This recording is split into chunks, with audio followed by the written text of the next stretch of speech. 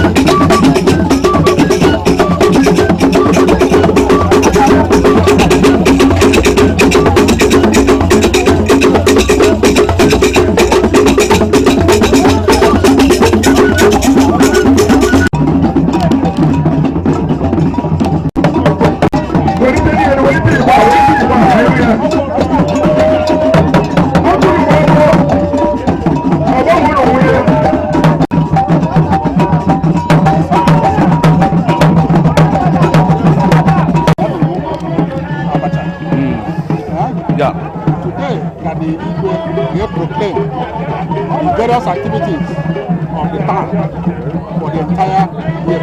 Okay. So it marks the beginning of our calendar year as known by the gospel. Okay. In that case, we will now proclaim on so and so time, this one will happen, this one will happen, this one will happen, until the end of the year. So now Igu Aro is like a New Year festival in accordance with the culture of the town. Okay. What's the highlight of the festival? The highlight. What is the highlight of the festival? The highlight is that we have ended the previous year and we are starting a new year. So we give thanks to the Almighty God, including our ancestors who did something good to project the image of the town. Okay. And who are there also, who are there continuing to intercede for us, between us and God. And we are thanking them for what they have done in the past. And also thanking God for what He has been able to do for the Abacha people in the past. And asking Him that we are presenting ourselves again for a new year. And for Him to guide us in all our activities and give us the protection that we require and the progress and the prosperity that we require within the year. Okay. What message you for Abacha people? My message with Abacha this is something that unites us. You can see that even though we are doing this, like Igu has already said, and Igu has also said, there are other groups elsewhere. Nobody's trying to come and yeah? We recognize that we are something good. But you have to show maturity. That's what we did today. That is so that we will not be misunderstood. So, but we believe that next year will be a much better. And like you have said, all activities henceforth in the town, even if ancestrally, historically there are certain things that are done elsewhere, they will still be done symbolically to recognize that it used to be there. Okay. But we want all activities in the town. And this place is a uniting ground For Abacha people. Okay. Abacha. So remind. It will all be done here. Yeah. We won't tolerate, we will not. I will repeat it because I'm sure I will say it. We will not tolerate this thing being done in spiritual groups. Okay. So remind us of your names again, sir. My name is Chief Engineer Abacha Ward.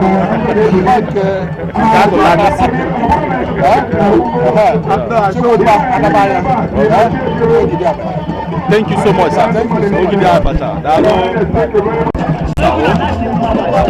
For the sake of the audience, I'm an Igu Aro Ede now. Man, I'll state your name so this basis. Yes.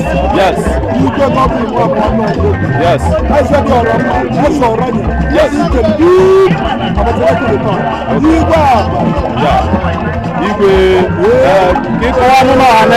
The significance of this event and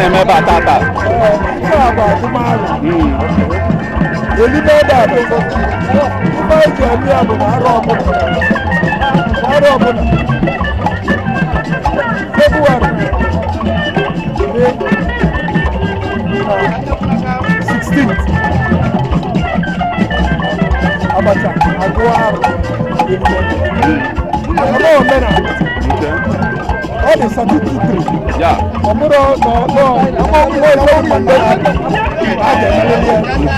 Now we please get the government to lie. Oh, it's only what the lobby are. What are they? But I don't know this question. You can go on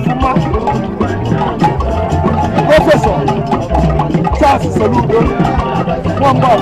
Si we ekwe, the actually ebe abamasi na moment na no. Believe what I am. Ndị mmadụ a na-etinye aka n'ajọ ife dị iche iche ewesịra ya chọrọ n'ole ife ahụ anyị bụrụ ndị be anyị na onye ọbụla ma onye a chọrọ ime omenala a chọrọ ime eze nwaanyị ọjọọ gọọmenti enye ọdịsatifai onye bụ onye mgbe ike nne anyị emego isikwụsị ka anyị ga-eme nke ọrụ ma mma mana nke ọrụ ma adịkarịsị. Yes, sir. Hello, Igwe. Sawo. Okay. Hello. No. Kekwano part of Abacha represent, sir. Okay. So, emume a na-emeta taa, kedu ulu ọ na-abagasịla Abacha asụ obodo? Okay. Yeah, I'm going to be okay. That's not that against the I was the Ghanaian who did it. I can't do self. I'm an hour at the house. Yes, sir. I'm not going to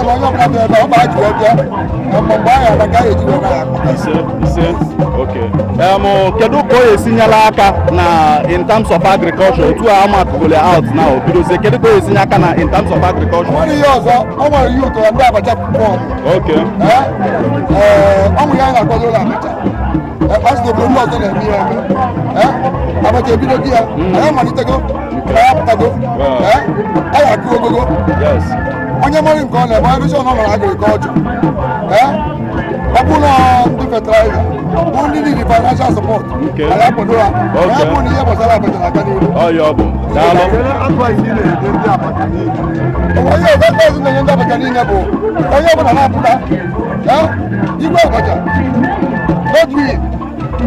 dike ndị na-abacha onye ọbụla pụtakwa akpọrọ ya n'ihe ọbụla na-eme ọ dị egwu ezigbo mmadụ eze ọha jiri ọ ghara ị na-anọ onye asị na ọka asị for right asị for left onye ọhịa abacha niile ọnwa onye mekọ nya ndo agbakọta na tozi apụtara apụta anyị niile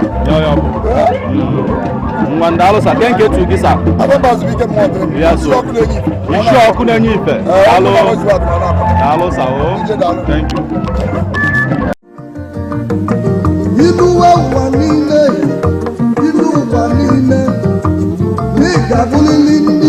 If you know your history, then you will know where you are coming from. And in whatever you do, seek wisdom. Knowledge is power. Inugo Maka the book, Hip Hop and Igbo Culture, authored by Martin Ifeanyichukwu Ekezie Ezanumba the First, Metal of Ebona the 103.5 FM. There is a great insight in hip hop and Igbo culture. You can get this book or pick it up at a bookshop in St. Teresa's Catholic Church, Omonya, or at Ebona the 103.5 FM Ogidi. You go to www.amazon.com, search for Hip Hop and Igbo Culture by Martin Ifeanyichukwu Ekezie. For further information on how to get this book, please call 08039167049 or you WhatsApp